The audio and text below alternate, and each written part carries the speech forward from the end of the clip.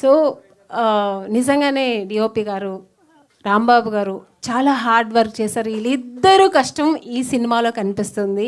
వీళ్ళిద్దరే చాలా 24 క్రాఫ్ట్ మొత్తం వీళ్ళిద్దరే చూసుకునే వాళ్ళు. నేను చూసాను సినిమాలో అక్కడ యాక్ట్ చేసేటప్పుడు అన్ని టెన్షన్స్లో చేసి మళ్ళీ ఎక్కడ క్వాలిటీ తగ్గలేదు, వాళ్ళ ఫోకస్ ఎక్కడ తగ్గలేదు. సినిమా అంత బాగా చేసి అంత బాగా తీశారు. ఈరోజు మీరు స్క్రీన్లో చూసి తెలిసిన ఎంత బ్రహ్మాండంగా తీశారని. అది ఇంకా మాటలు లేదు.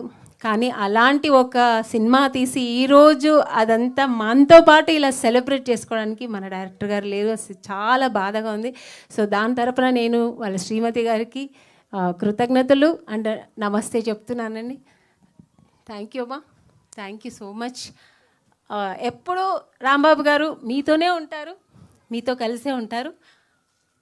ఆయన బ్లెస్సింగ్స్ ఎప్పుడు మీకు ఉంటుంది. God bless you, God bless you, all the best.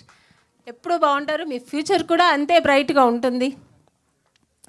So DOP గారు కూడా చాలా కష్టపడి ఈ సినిమాని ఇంత బాగా ఇంతవరకు తీసుకొచ్చి ఆయన ఇంట్రెస్ట్ ఇంతవరకు ఇలా తెచ్చారు, ఇంత బ్రైట్ సినిమాని.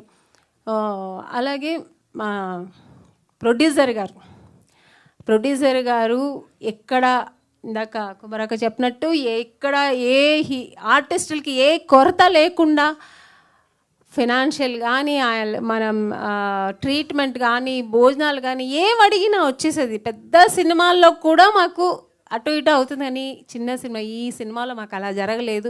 మా అడిగిన అన్ని క్యారవన్ అంటే క్యారవన్, మాకు ఇలాంటి క్యారవన్ కాదు ఇలాంటి క్యారవన్ అంటే ఓకే అలాంటి క్యారవన్. సో ఇలాగా అన్ని రకాలుగాను వాళ్ళు బాగా చూసుకున్నారు. మా అందరి సాటిస్ఫైడ్ చేశారు. ఇలాంటి ప్రొడ్యూసర్స్ మనకు కావాలి. ఆయన సినిమా బాగా ఆడాలి, ఆయన సినిమా డబ్బులు రావాలి, ఇలాగ ఇంకా ఎన్నో మంచి సినిమాలు పెద్ద సినిమాలు చేయాలని నేను ప్రార్థిస్తాను.